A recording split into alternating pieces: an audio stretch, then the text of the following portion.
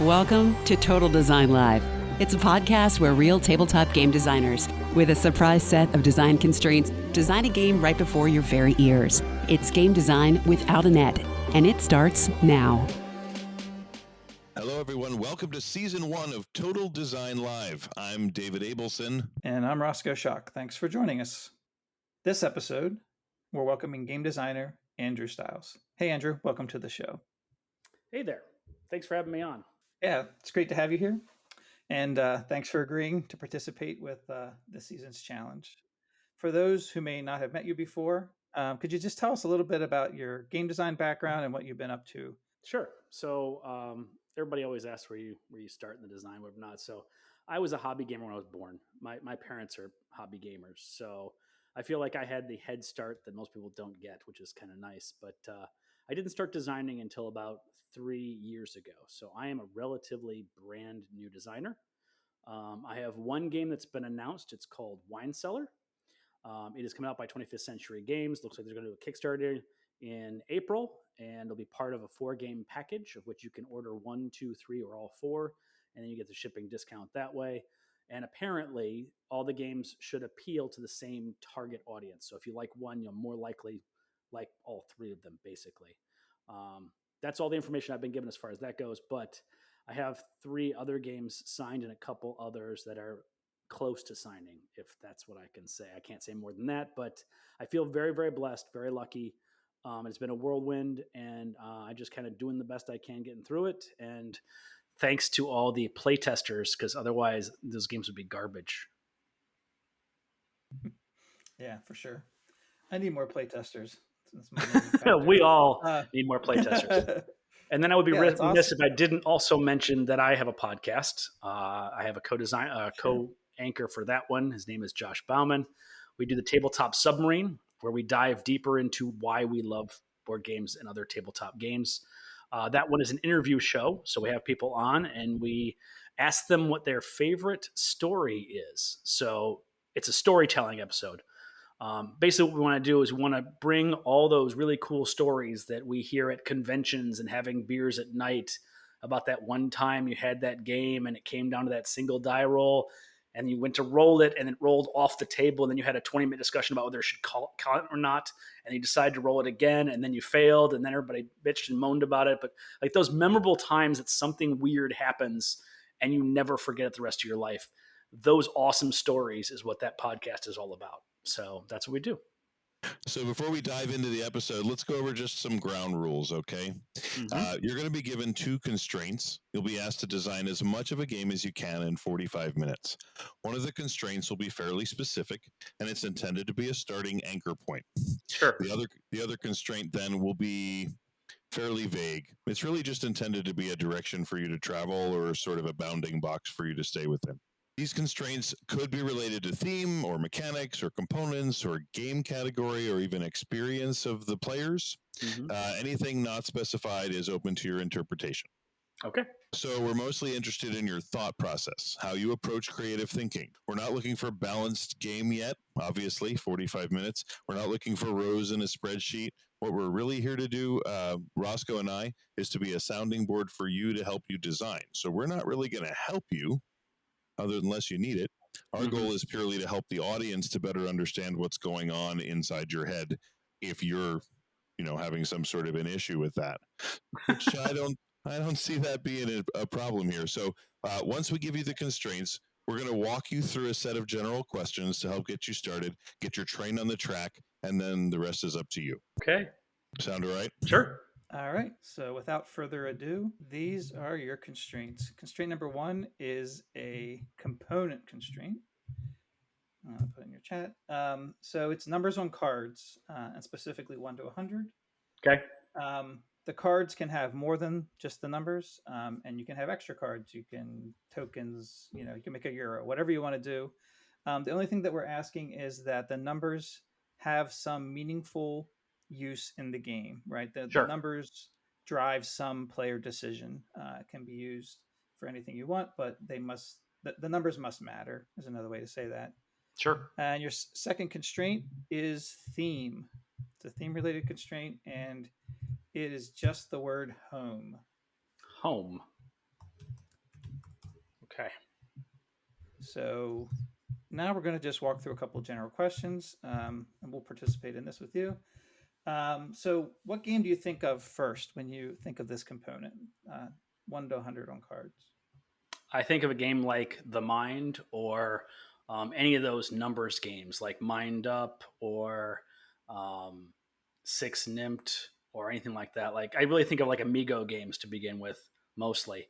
Um, yeah, I Yeah. would say that's where my brain goes immediately.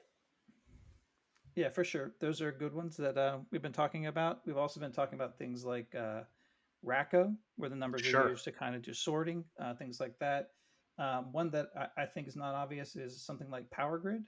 So Power Grid's going to go to 100, but there's a large number of power plants, and each time the numbers are used to resort the market and affect the price and which ones you can get. So that's just another thing that you can, just as an example of something that's like less cards based.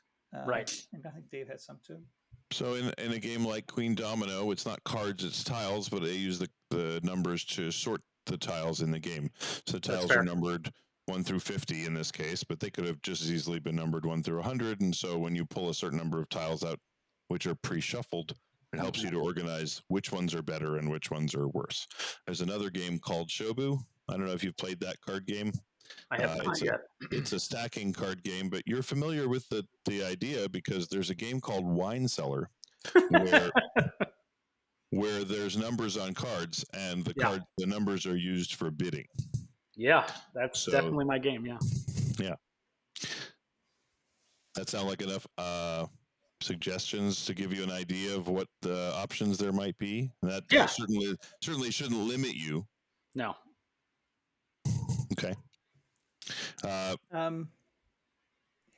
So does this component push you towards a specific game category? Yeah, I definitely feel like a card game is where I'm going to start. We'll see if that's where it ends up, but I'm kind of gonna go toward the Amigo side and see if it evolves after that. Yeah. Cool. Do you think that there's any kind of like pitfalls or problems with like trying to use this kind of component? Or is like a game that uses this kind of like component space poorly? No, I'm actually looking at a list of mechanics right now just to kind of prime my brain for what would work, what wouldn't work, stuff like that. That's usually something I do in the process anyway, just kind of get a general parameters and narrow down to what I think works. But, I think if you have numbers, even if it's 1 to 100, that is going to work for just about every game I can think of. So there's not a huge constraint there. It's going to be about how you use those numbers is important. Yeah, for sure. And the last question about components. Does this component suggest a specific kind of decision tree or maybe even weight of game?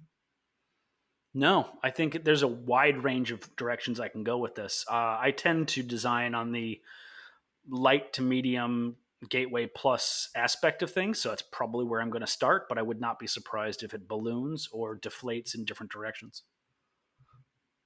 Cool. David's going to walk you through a couple questions around theme. Yeah. So the theme is home. Well, and I wanted to just ask what the first thing that the theme makes you think of is, or maybe a couple of things. So first, when I think of home, I think of real estate. I think of buying and selling. I think of acquiring or trading up or leveling up or something in that direction.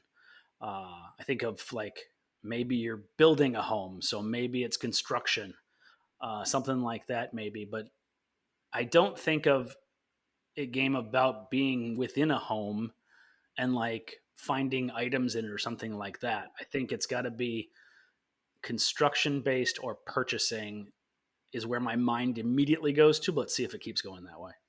Okay, that sounds like a good start. So does the theme seem to suggest a specific game category or mechanic that you think must be included so far? No.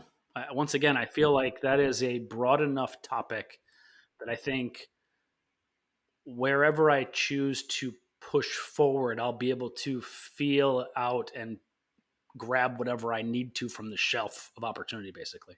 Cool. Okay. So are there other games that do a good job with this theme that you can think of or name? I mean, I know about games that have home as a theme, like for instance, For Sale or Forever Home or The Perfect Home. I think is another one out there. I'm not even sure what those mechanisms are for those, but I know there are some out there. But I don't think it's a flooded market. I don't think there's, it's not zombies, it's not pirates, it's not stuff like that you already know exists in multitudes. So I think it's a good starting point. Okay. I think it sounds like you've got some wheels turning already. Sure. You feel like it's time to let this puppy loose? Sure. Okay. Well, in that case, best of luck. Your 45 minutes begins now. Okay. So since this is stream of consciousness, I think I like the idea of going into it starting with the real estate aspect. If you have cards labeled 1 to 100, to me that suggests one either cost for the card on it based on resources, or it would be a bid number. I tend to build cards that are bid numbers. So let's throw that away. Let's see if we can make the cards be based on cost. Um, so maybe that is income, maybe that is spending, maybe that is something else. But for right now, we'll go with that. So if I have, let's just say a standard deck of cards, 52, they're labeled 1 through 52. Maybe that's thousands. So maybe it's 1,000, 2,000, 3,000, all the way up to 52,000. Um, and let's say this is not modern day because otherwise it would have to be much, much bigger. Let's say this is the 1920s and you're going to try to buy a home. And so your resources are the card coming in. So maybe you draw cards to, well, no, because, most people have jobs that allow them to have a set income. So maybe there's something else. So maybe we're using multi-use cards here. So maybe when you use the card to spend, that's the top number. But maybe when you draw the card, could be actions, could be things you can do with that card, could be resources that you gain from that card, could be things like, well, maybe it's abstract, maybe it's time. Maybe you draw cards, and one of those things you get how much time you can look at the market. And maybe one of the cards you pick up, you put down and you get to see based on the amount of time you spend. So if I spend this card for 3 options, I flip over 3 cards, and those are the houses that are currently for sale. And if I choose between my cards, how many houses I want to see. It wouldn't always necessarily be the maximum because the maximum card would have other resources. Maybe it's the higher dollar amount that I would get from that. So maybe I get to draw 4, keep 3 for the bid amount, and then the 4th one allows me to see the houses I could buy with that maybe. What other things do you do in real estate? You go and look at them, you see if they fit. So each card could be a house as well. So it could be a house, it could be a bid number, it could be time. What other things do real estate agents do? They would scout, they would negotiate. So maybe one of the cards has a negotiation scale on it. Maybe it's in direct relation to the number of cards you could see. So the more cards you see, that card would also correlate to the negotiation discount you're able to pull off on the listing price. So maybe the back of the card has the house with the listing price and the stats, like 3-bedroom, 4-bedroom, 3-bath, a pool, an indoor sauna, a wine cellar, things that are like important to people, maybe a game room, stuff like that. And then on the back of the card is your bidding power as well. So maybe on your turn, you are a client and you have maybe each turn is a client. So you're a real estate agent and each turn is a client. So each turn you draw 5 cards. Let's make it 5. One of those cards could very well be the number of houses they're willing to spend the time to see. One of those cards is their skill at negotiation. And then the other 3 is their spending power. So you kind of triple those all together and you get a total. Then you flip over as many cards as you got and see if any of those houses fit within your parameters. See if you can afford it, number 1. And number 2, if your negotiation discount is enough to make it within the parameters. If it's not, then I have to figure out what the situation is if it's not. And that may not be fun if there's nothing there. So either there's some sort of incentive to get it right the first time. All right, maybe if it doesn't fit within the parameters, if you don't go properly within the parameters, then you get to draw another card, and that adds whatever that card's on it to your search. So you get to see more houses. But it also dampens your score for acquiring that house. Also, I think it's interesting when you have priorities in a game that are not your own, right? So maybe on the cards that you draw is also client information. So they want a 1-bedroom, they want a 2-bedroom, they want a 3-bedroom, something like that. Oh, wait, maybe that's tied to the amount of money they can spend. So you draw a client first. That tells you the parameters and it tells you their spending limit, because I think whatever they want will dictate most likely what their budget is. So that correlation would make sense. But then I got to take the bidding number off the top to see where that goes. So how else do I use those numbers? I can still stick to the time frame. I can still stick to the number of properties you see, because you go on a tour and you see a couple properties in a day, but how many days are you willing to see properties? Maybe if it's 1 day you see 5. Maybe if it's 2 days you see 9. Something like that. Maybe you can do it that way. Or maybe I can strain it down even further. Maybe it's 3 per day. So then if it's 1 day you see 3, if it's 2 you see 6, if it's 3 you see 9. Maybe you can choose how many cards you put down to see days. But then what's the backlash from that? What is the counterproductive part that makes you make a choice? Like where's the tricky decision process in where you go with that? What else could we do to make that more constraining? So you want to see less houses because you want to save something else for later. All right, I'm gonna circle back to that in a little bit. Let's also think in a different direction. Okay, so if I didn't go in this direction with this one, where else could I go with the home thing? I like the idea of construction. So I like the idea of acquiring materials, right? So you got a contractor, you need to get wood, you need to get steel, you need to get beams, you need to get drywall, you need to get paint, all those kind of things. So maybe all the cards in the deck are all of those resources. And in order to build it, you have to collect all those resources. But maybe also you got the cards numbered all the way up. Maybe those resources, when they're flipped over, create a pool, right? So maybe you've got 3 stacks of them. So you've got 3 sets of 3 cards. So 9 cards are drawn and you create 3 stacks. And this is a multiplayer game. So even though I do bidding a little too easily, maybe you're going to take your hand of cards and you're going to put a bid out for one of those stacks.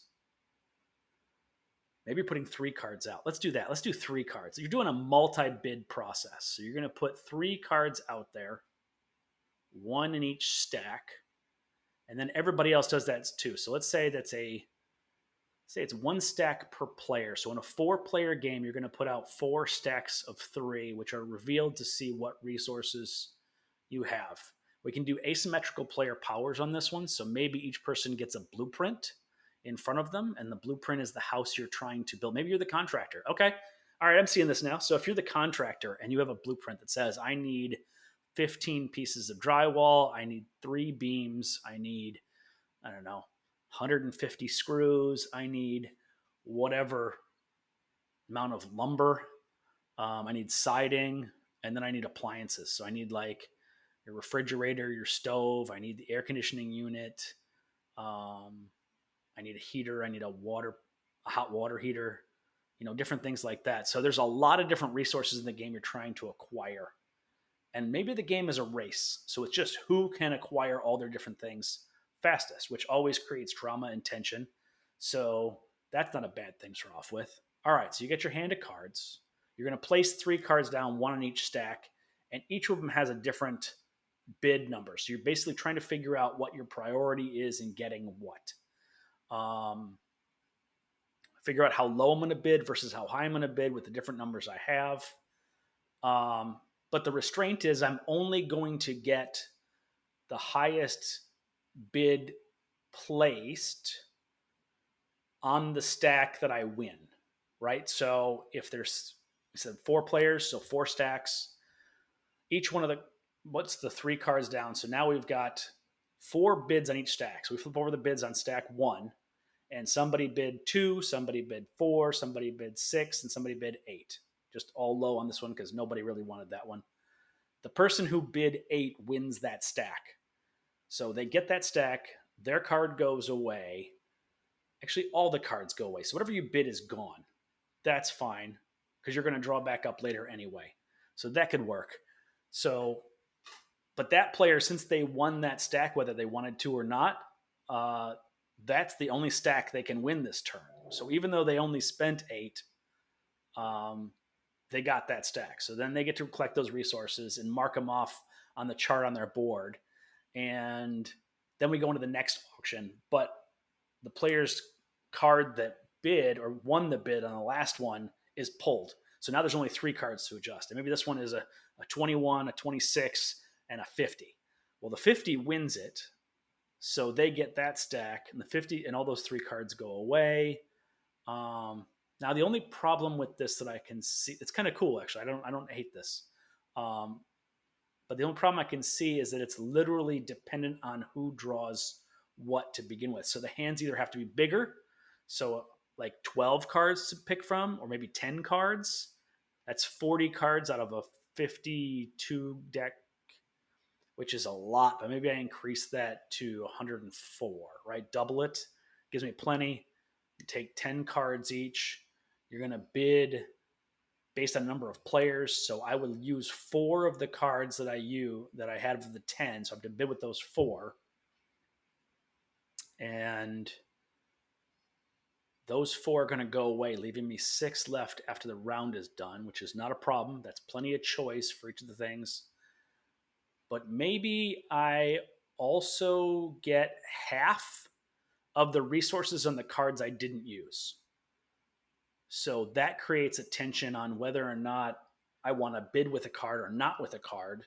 So I'm looking for cards I want to keep or utilize, which makes resource acquisition a little easier, which is good. Creates a rough choosing of the cards, but I'm also going to want to bid pretty high for the thing I want and low for the things I don't want, knowing I'm only going to bid 1, which is one of my favorite things. If you can make high cards just as valuable as low cards, that's a good thing, right? So they're going to resolve from left to right as the bidding happens. So if I don't want the left stack, I'm going to put a low card on the left stack and hope it's low enough. I just don't know if I love randomly, like what if I'm dealt nothing lower than a 50 to begin with? I mean, that's very possible. It could happen in a 104 card deck. So maybe it's not 1 to 104. Maybe it's 1 through 20. This seems like a good time to remind you of the requirement in the game. Sorry to interrupt because your stream of consciousness is tight. Okay. But numbers on cards, 1 to 100. Oh, it has to be 100. Okay, gotcha. Don't deviate. Now, you can have more than 100. 104 is fine. Okay. But you can't have less than 100. All right. So we don't Okay. deviate from that. Okay. So we got 1 through 100. So that's just going to be what it is. Maybe the cards are colored on the back, so it's different levels. So maybe it's, if you're going to get 10 cards, I could do 10 levels. So 1 through 10, 11 through 20, 21 through 30, and so on. And then each player gets one of each layer. So you're going to get one within the 10s, one within the 20s, one within the 30s, all the way up. So that would give you 10 cards. It wouldn't be completely random, but it would be random within the subset of the 10s. That could be very interesting. So everybody gets approximately the same set of cards to bid with. You know that everybody's going to have a 60, everyone's going to have a 70, and so on as far as that goes. But you don't know 100% where you fall within that range because only 4 cards from each set of 10 is going to be given out. So you don't know if it's 1, 2, 3, and 4, or if it's 1, 5, 8, 9. You don't know how that's going to go. That's kind of cool. That's interesting. And then on the stacks, that could be also, the first stack could be 1, 2, no, maybe it goes across 1, 2, 3, 4, 5, 6, 7, 8. So stack 1 is going to get 1, 5, and 9. Stack 2 is going to get 2, 6, and 10. Maybe it goes back around again. So the third stack is 3, 7, and 1. That could be interesting. That does enough dynamics with it going around. Oops, hit the microphone. Yeah, that could kind of work as far as that goes. It would create, at least to begin with, a little balance in the resources you're able to get. I like the tension of being able to choose whether you wanted to bid on which stack of 3. So you know you're going to get 3 things. Maybe it's got 2 wood in it and siding, or maybe the other one's got an appliance you really need. Near the end of the game, you're going to have dwindling needs. So right off the bat, initially, you're going to be able to have lots of different things to try to go for. Everything is going to be good because there's nothing in an empty lot you can't use, but it's just a matter of how much you need. So you get an initial push of everybody feels good no matter what they get, but you're going to have things you prioritize. But then as the game moves on and you get closer and closer to finishing, you're going to specifically need specific things. But because you're only spending for the 10, you may draw the thing you need, and then you just won't spend that bid and you'll still be able to get the thing you need, or half of it. Maybe, I don't know. I don't know exactly that, but there's some tension there. I think that could be pretty good. So that's probably where I would start my very first prototype. And I think I like the second idea better than the first idea. How much time do we have left? We have approximately 30 minutes. Oh, geez, I barely started. Okay. Yeah.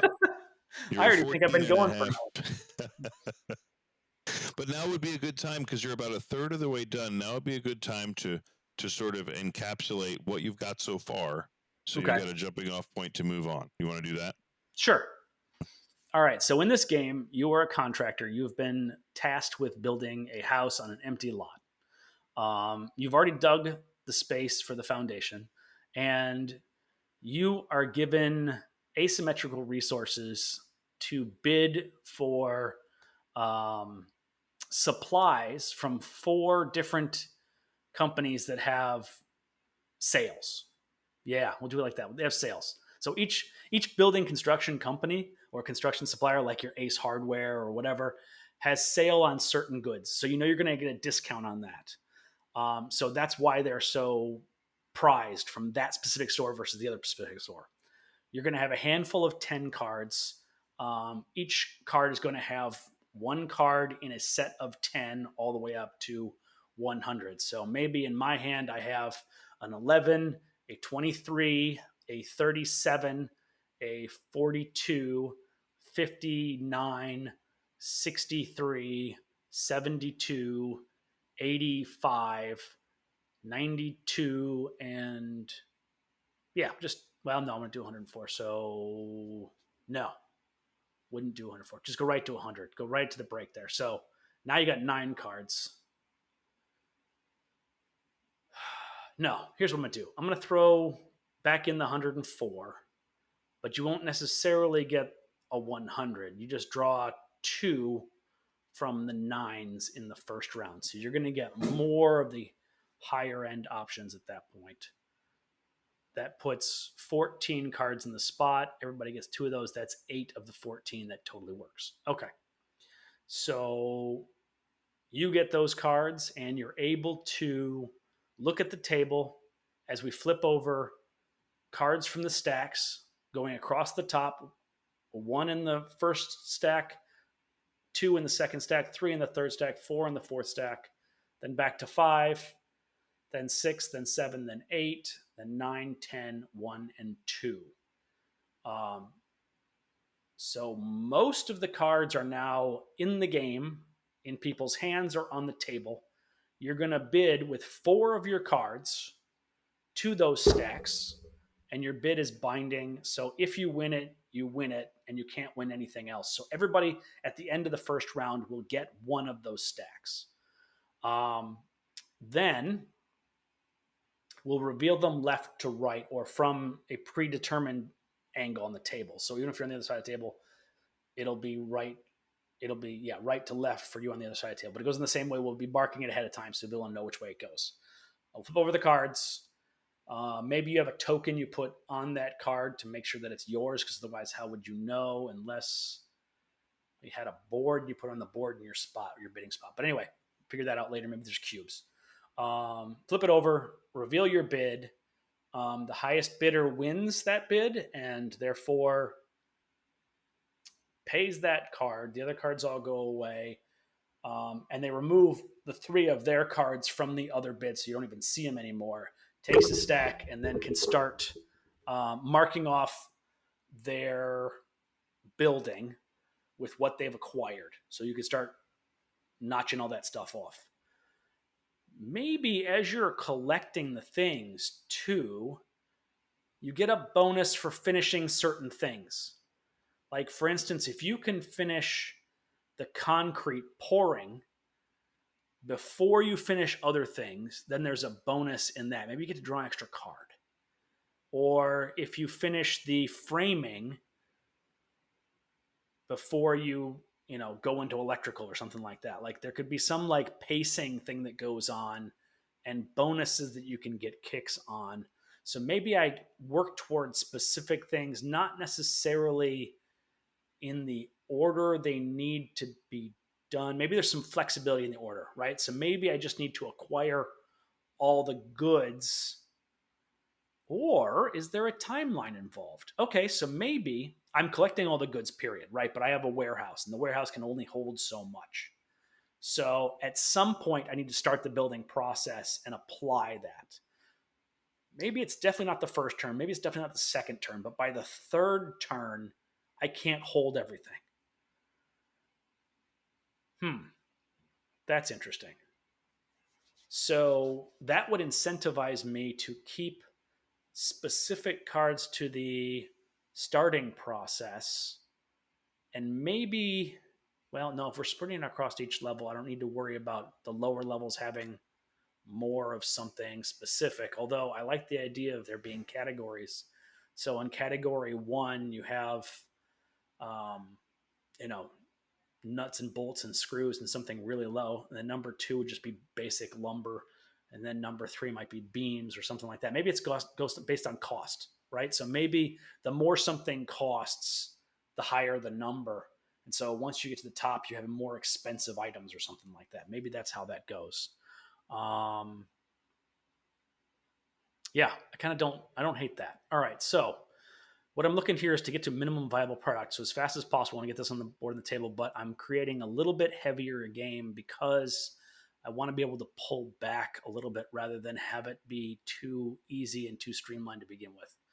I'd like to kind of chip away at marble rather than try to build up from the bottom. So here we go. I got tracks I need to fulfill. I've got different kinds of construction materials I need to acquire and then apply.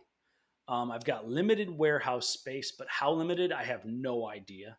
But I want some push and pull about when to execute the items I have versus hold on a little longer and then be able to drop more things at once. Oh, maybe once per round, I can execute all of one thing.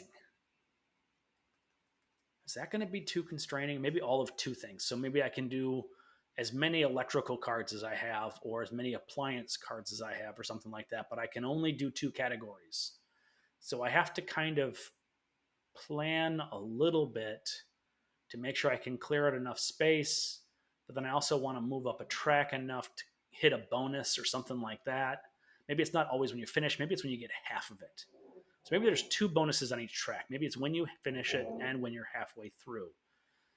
So maybe that's a thing. Let me just Go give ahead. you a slight break here and ask you a question. So, you're a contractor. You're building these houses. You're collecting supplies. You're bidding. All that sounds great. Do you have any idea of kind of like what are you building the house for? Is it the first person to complete their house wins? Is it there's customers and like the customers have different value and like they have certain requirements? Are you expecting to build just one house? Is it multiple houses across multiple phases? Just something kind of in that like where are you building this house towards? Yeah, Um, I like where if you you could clarified elaborate. the question. That's good. So I see this at least in the first iteration as you only need to build one house because I think it's going to take 7 or 8 rounds to retain enough resources to build the house. So I think this is going to be a race. Maybe we are contractors who pride ourselves on speed, but we have to prove it on every single job.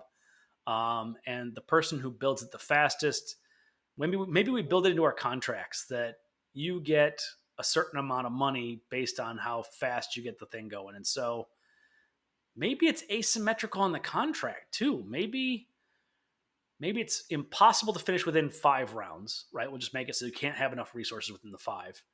But maybe 6th round you get this much money, 7th round you get that much money, 8th round and it declines. It goes lower and lower and lower and lower. But no contracts have the same amount of money. So in a 4-player game, if you finish on the 5th round, player 1 gets the most amount of money, player 2 gets the second most, player 3 gets the third most, and player 4 gets the fourth most. But on the next round, on the 6th round, player 4 gets the most money, player 3 gets the second most, player 2 gets the third most. So there's a little bit of tie break in there that's automatically set and it snake drafts down the line. So not only are you trying to race to do it, but there's never a possibility for a tie.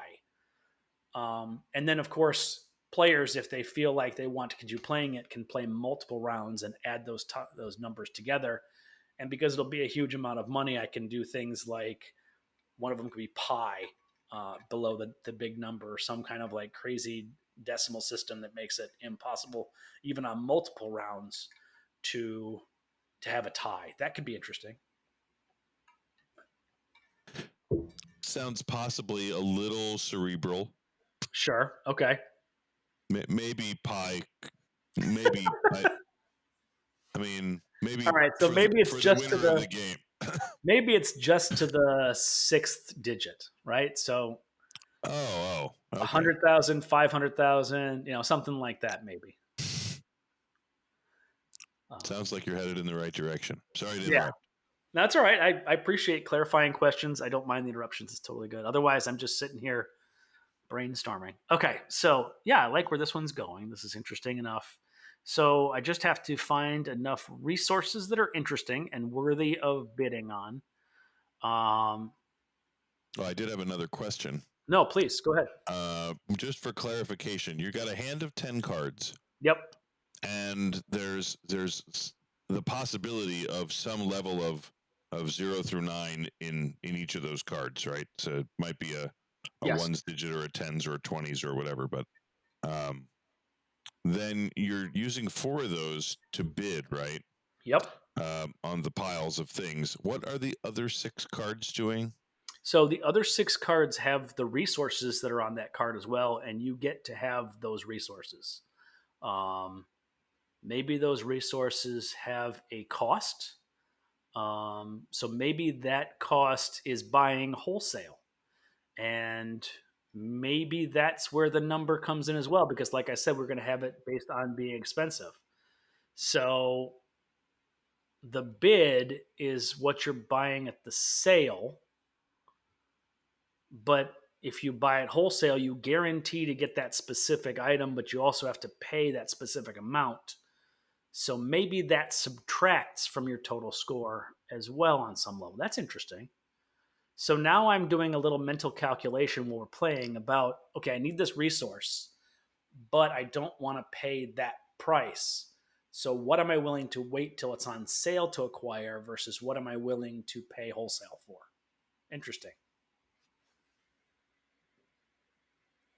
Did that answer the question? I think so. I think it more than answered the question. I think what I've found interesting about that so far is uh, you've sort of determined a use for each card, even though they're all not the primary use. So that's kind of interesting to see where that's going to head. Well, the primary use is the bid, right? Like, and obviously that bid will be part of a dollar amount, probably. Um, so that could be it. I mean, I'm able to use. It has to be specifically 1 through 100, right? It can't be more than 100. You can have more. You can have 1,000 cards in your deck if you want. Well, I don't want to have 1,000, but I'm saying, like, can it be numbers other than 1 through 100 specifically? Can it be higher than that? Can I do 1 through 1,000 technically, but it's still 100 cards? So maybe I skip a bunch of numbers. Is that possible? The constraint requires that you have 100 consecutively valued cards. That So the answer sounds is like no. Got it. Okay. Um, yeah. Okay. So maybe that's what that is. So okay. So I definitely have that on there. So the number is definitely so far a bid number, and could possibly be a price point, but that'll be a little harder to finagle and make work. Maybe that number corresponds with a multiplier. So maybe it's based on $1,000 it could or a be if hundred you don't. dollars, right? So for the one, it's $100. For the two, it's $200, and so on all the way up. Even though the number on the card is specifically the single digit or double digit, it could correspond to a specific dollar amount by a multiplier. Okay, that could possibly work. I mean, if you just put the letter K next to it, it'd probably work just fine. Oh, there you go. So you got 1K, 2K. Yeah, that absolutely does work. Um, Interesting. All right. So I like the idea of correlation of value in the numbers in the bid, and then also to the resource you're trying to buy with it. That's interesting. I like the idea of a race to finish, but also a timing based bidding process with multiple bids, right? So you've got 4 stacks up there. You're bidding 4 cards. You're trying to win at least one specifically, but you're also creating a hierarchy in your choices, right? So I want this one the most. I want that one if I can't win the other one. And I want another one third and maybe fourth. But since they're revealed in order, I have to prioritize how much I'm going to bid to win. And I will also know that by the time it gets to the 4th auction, I will probably be the only bidder if I haven't won prior to that. But I don't know if I'm going to be the only bidder when it gets to that, because I might win the 2nd or the 3rd, so I might not get to the 4th. That's kind of interesting too. Although, does that mean that players will automatically go ahead and put a low number on the 4th bid no matter what, unless they need the resource from the lowest card? Well, no, the low cards are cheaper. So they're inherently better if they have the resource you need on it, because you're going to spend less wholesale for it. So that counteracts that decision as well. So maybe players will automatically try to bid higher numbers because they don't want to pay that amount. Ooh. See, I feel like when I'm doing game design, I'm not only just trying to find the fun and create that, but I'm also an incentivizer. Like, which directions do I want players to think? Which players do I want them to go? Which decisions do I want them to make without sound like an overlord. I want to create situations where players have to make contrasting decisions within the same decision space. So I like it when multi-use cards is one of my favorite things for this. If it's got two different things that you want, and you're trying to choose which one is more valuable to me and how do I want to use that card, that's really interesting, which is why I kind of try to go this route. Okay, so I can stick to the whole idea of that, which I think I have to play test out to see if that works. I like the race aspect, so you're trying to be more efficient in acquiring the goods. Maybe also the higher cost cards has more of the items, right? So maybe there is lumber in the 90s, but it's a lot of lumber in the 90s, which would explain why you would pay more for it, but you're going to get a lot of it, and therefore maybe even finish out your order of lumber with just the one card or maybe two cards in the high level. That's interesting. Okay, I like where that's going now too. So now maybe each of the spots in the 1 through 10 in each level has a couple of different possible goods. Maybe in the first level you have screws and lumber. In the second level, maybe you've got lumber and drywall. Maybe in the third level, you've got drywall and beams. Maybe 4, you're going to have bathroom fixtures and drywall, or no, and beams. Maybe in 4th, you're going to have electrical and bathroom fixtures. Maybe in the 5th, you're going to have, I guess it would be plumbing. It wouldn't be fixtures yet. You'd be plumbing and electrical, and then electrical and what else? What would be there?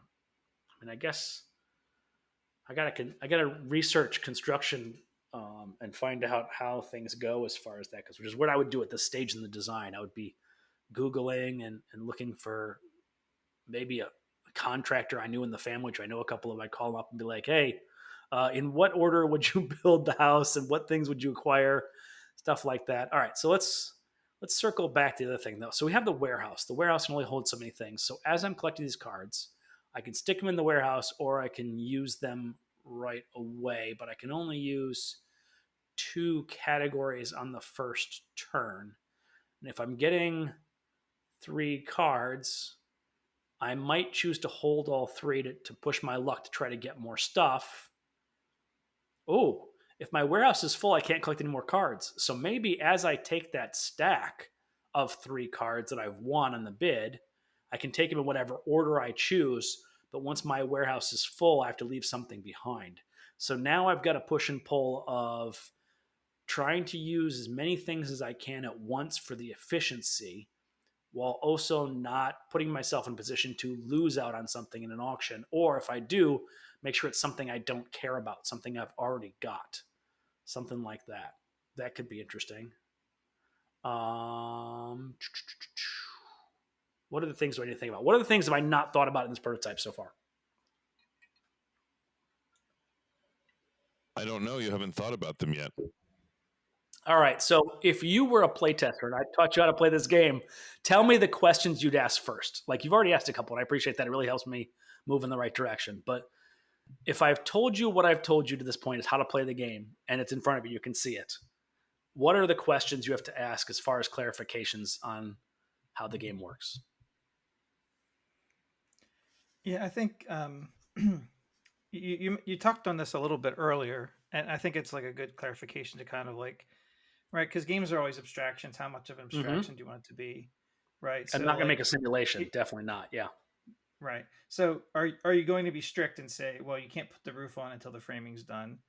Are you going to have that be like, well, you can, but it costs more, or you get less points, or is it a penalty reward system for that? Is it something that you have to like, like a recipe, it's linear. You have to do things in order, and maybe there's a couple things you can do at the same time. Like if you're actually building a house, you can do the plumbing and the electrical at the same time. However, you can't do the electrical and the plumbing, well, not cheaply, after you've put up the drywall, right? Like because it has to get done, it has to get inspected, and there's some things that have a natural ordering. Right. So I think some of that is just deciding where in the abstraction and how tight you want the puzzle to be, right? Like if you say it has to be in this order, it's obviously a lot tighter than saying you just get less points if you do it wrong. Right. So I think one of the first things you would do is dig the plot, right? So that's got to happen. You got to have the space for the basement or whatever your foundational issues might be. You're probably pouring the cement before anything else. So maybe that's already done. That way you're not buying cement, which I think I'm okay with. And then maybe the framing of the house takes place. So you get the basic structure set up. That way I can build the roof first if I want to. If I want to buy the shingles, I can start that. It's dumb, but I think I could do that. But I like the idea of being able to go anywhere you want to with whatever resources you pull. Thank you for that question. I appreciate that. Yeah, I think I still want to keep it abstract. I think I want to get players as many options as they possibly can. I want you to prioritize certain things based on what you're getting or what you have access to, and not feel like, well, I can't get the thing I need, so therefore I can't move forward. That's not fun. So I think that's where I would go on that one. But I also like this idea of getting a bonus when you finish getting something, because that is now a resource that you're no longer interested in. So there should be a reward for getting there, not for holding out and trying to collect a little bit of everything. So I think the resource or the warehouse restriction will help that.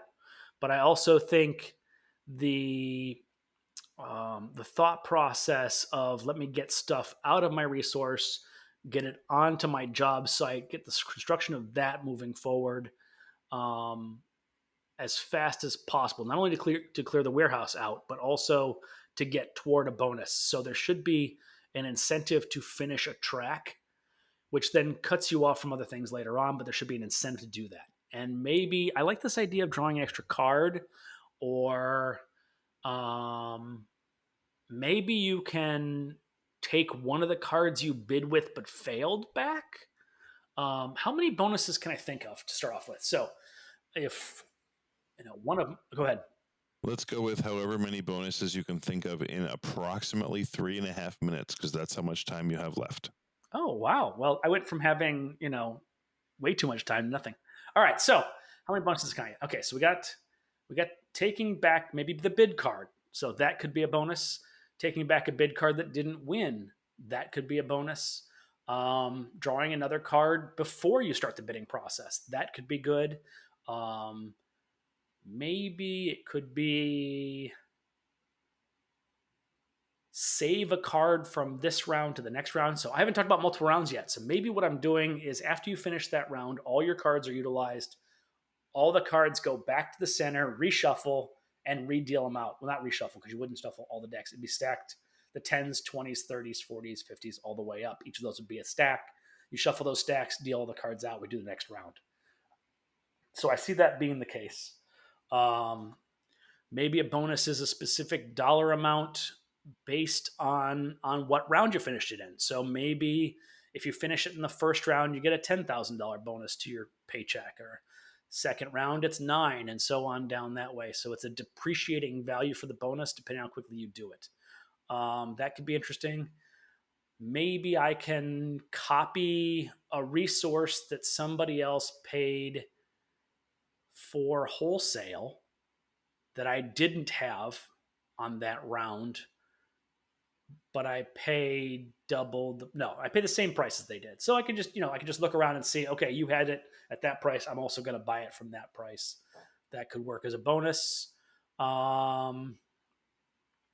Maybe there's doubling tokens, and I can place the doubling token on one of my bids. So you'll see the doubling token, but you don't know what number it's doubling, whether it be a 10, a 20, a 50, or whatever. And then maybe there's also a half token. So those are 2 more bonuses. So one of them could be a half to adjust the bid on one of them, and one of them could be a doubler. So it turns the 10 into a 20 or 50 into 100. So maybe it helps me win a bid that I really want, or I can have a haver to make sure that I lose a bid I don't want. But I'm also telling people what I'm bidding, or at least possibly what I'm bidding, by placing those on top, which I think also is good for players to have a little more information. Sometimes blind bidding isn't the best because you have no idea any information. And so maybe that's one thing too. As you place your 3 or 4 bids down, maybe one of them has to be face up. And maybe, do we do it in turn order? No, because that gives an advantage to whoever's going last in the hammer position. So maybe we go around the table, each person playing one bid face up in a stack.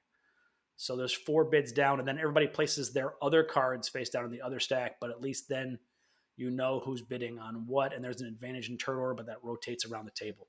Okay, I got to be close to 3 minutes at this point. Am I right? Yep, you're on mute. You are definitely close to 3 minutes at this point. You're actually, you got about 30 seconds if you want to just keep going for 30 seconds. Now, here's what I'll say about this. I'm actually kind of excited about this design. I don't think this is a bad idea. I think I'm going to have to make a prototype directly after this and see if it works out. I don't know if it'll end up in the trash bin or not, but it's not a terrible idea. It's really so great when the guests answer the questions before you ask them. So we have reached our 45 minutes. Awesome job. What we want to do now is just take about a minute to ask you some questions. Before we do that, I need you to give me the 1 minute elevator pitch for the game you just designed. Okay, so you are competing contractors for different construction companies that are known for speed, right? So clients are hiring you, and there's an escalator clause. So the faster you get it done, the more you get paid.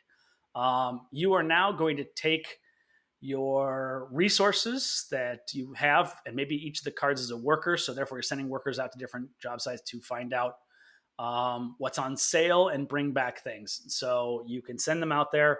They bring back resources. The ones you didn't send out are resources themselves. They bought everything wholesale, but you apply those to your construction, trying to finish the house as fast as possible. And that's the game. And it's a race. It's a racing game, yeah. Points. It's a race. Okay, so it's a race. Okay, so then I've just got a couple of questions for you. Sure. Did you have fun? Yes, I did have fun. Well, I like talking shop, so absolutely this is fun. I would have liked to have a co-designer in this one so I could bounce stuff back and forth and they could shoot stuff down. But outside of that, I had a lot of fun. Thank you for having me. I thought you did a great job of co-designing with yourself. So, all right. So, was this easier or harder than you thought it would be? Actually, it was easier. My biggest fear was literally drawing a blank. Like I was like, oh man, improv is not necessarily my thing. So I'm glad you gave me a parameter that didn't hurt. Like I feel like that's a design space I would normally try to work in, and so it wasn't a terrible thing and it wasn't too restrictive. So thank you for being so kind. I was literally worried this could be like Chopped, where they put like some bizarre ingredient in there, and you're like, oh man, I got to go find out what that ingredient even is before I can start working on this thing. Or we're going to put gummy worms next time. Right. I mean, that would just make it so much harder.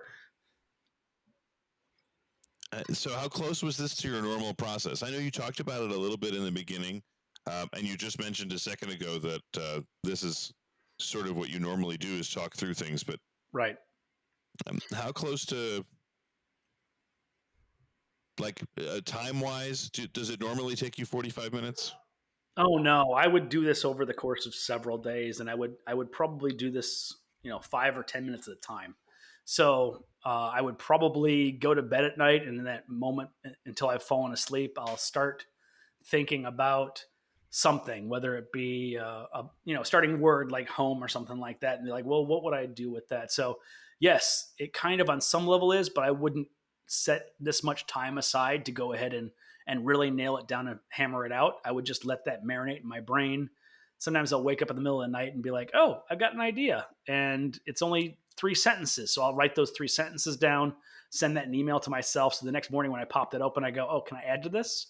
And I can add to this. And I type out some more things. And then I send that back to myself again and then put a time delay on it. So it sends to myself in 2 days or something like that. I pull it up again and I reattack it. And in the meantime, it's processing and bubbling and boiling. And there's sometimes a low simmer or a high burn on it. But I let that marinate for a while until it comes to fruition, at least to a point where I can do a minimum playable prototype. And then I'll try to make that as soon as possible, get the first play test. Because that first play test tells me whether I'm going to move forward or not, or I'm going to throw it in the bin. Do you ever send a message to yourself in the past, or is it always in the future? No, it's always the future. I don't ever do the past. That's like putting it in the bin, I think. That you send it to yourself in the past, you no chance of seeing that. Maybe. So I think you mentioned it already, but do you think you'll continue with this design and see where it heads? I will definitely build the first prototype level. I don't know whether it continues after that, but we'll see. But I think there's enough interesting stuff here that I want to see if it works.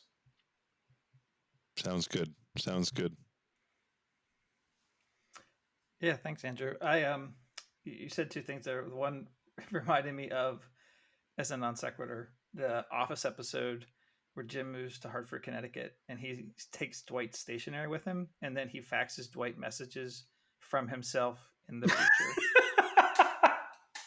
I actually haven't seen that episode, but that kind of sounds awesome. Yeah, like and silly inane stuff like don't drink the coffee, it's poisoned or something. So like Dwight spends the whole day trying to not let anybody drink coffee. All right. Enough of that. So Andrew, Yeah. is there a game design other than this one that you've been super excited working on right now? Okay, let me take a quick look at my prototype lists. I got a couple actually. There's one I've got, and I hesitate to even say the name out because I love the name dramatically. But this one is about otters racing. So there are 3 otters, and they are racing down a riverbank. And all the different things that they eat along the way are reasons to stop. And the thing is, each player is going to figure out how far they go and then collect the thing they eat depending on how far they go. And each of those things will increase the value of that specific otter. So if I have the red otter and he eats a crayfish, then I check that off a box of my thing. If the next person moves the red otter to the frog, they can check the frog off on their thing. And there's multiples of each item down the thing, but you're choosing how far to move it down and then what to collect as well. But the person who finishes it, or the otter that finishes the race first, will triple the value of everybody who has marked off things from that otter. So I want to collect as many things as possible with that otter if it's going to win, because it's a multiplier. So if I've collected 11 different things with the red otter and the otter wins, that's 33 points. Then whoever's in second, you collect double, and whatever's in third, you collect nothing. So you kind of want to get the otter that you've collected the most stuff thing in the first position, but then everybody else is also trying to do that as well. So you're kind of not controlling one otter, you're controlling all 3, but choosing when and how far to move forward. Anyway, that's a game I'm working on. Yeah, it's like a little bit of a mix between, in my mind at least, area control with a race element. Yes. Cool. If somebody wanted to connect with you online or at an upcoming convention, where could they do that? Wow. So I'm on Facebook. I'm on the Twitter. I'm on the Blue Sky. I should probably know what all those things are off the top of my head, but my name is Andrew Stiles, so you can find me on Facebook that way. And I'm on like all the board game groups, so you can absolutely just find me that way. On the Twitter / the X, I am at Board Game Styles. On Blue Sky, I'm looking it up. This is not good radio, but that's okay. I'm looking it up. And I am andrewstyles.bluesky.social. So that's where I'm at those. I'm also on Discord quite a bit. So any of the board game designer groups in Discord, I'm probably part of it. And then if you see me at conventions, I'm usually running around pitching. So feel free to stop me, though. I've got a shiny black jackety thing that's very cool and interesting, or at least people have told me it is. And that's my lucky pitch jacket. So I wear that when I'm out about too. And then, of course, you can always find me on the Tabletop Submarine. Every 2 weeks, we release a major episode. And then sometimes in between, we launch some shorter in-between episodes like we do Kickstarter previews. Sometimes we'll do different things like that. So you can find me on that too. Awesome. Just to recap that. So for like conventions, you're going to be at Unpub, Origins, Gen Con. So this year I have lined up for Geekway to the west, Origins, and Gen Con, and I'll probably fit 1 or 2 proto-spiels in there. I just don't know which ones yet. Hey, listeners, if you want to join in any discussion about this episode or this entire season, or if you'd like to participate in a future season, reach out to us online at Total Design Live on either Twitter or Blue Sky. That's it for this episode, but we hope you'll join us again soon for more game design without a net. Until next time, I'm David. And I'm Rosco. And I'm Thanks Andrew. for listening. Thanks for listening. He is Andrew. Thanks for listening to this episode of Total Design Live. Be sure to check out how other designers did this season with the same surprise design constraints. We hope this podcast will help inspire you in your own board game design journey and give you a peek behind the curtain about how other designers' creative process works. Please like and subscribe to our podcast on iTunes, Spotify, or wherever you get your podcasts. We hope you'll come back and join us again for future episodes.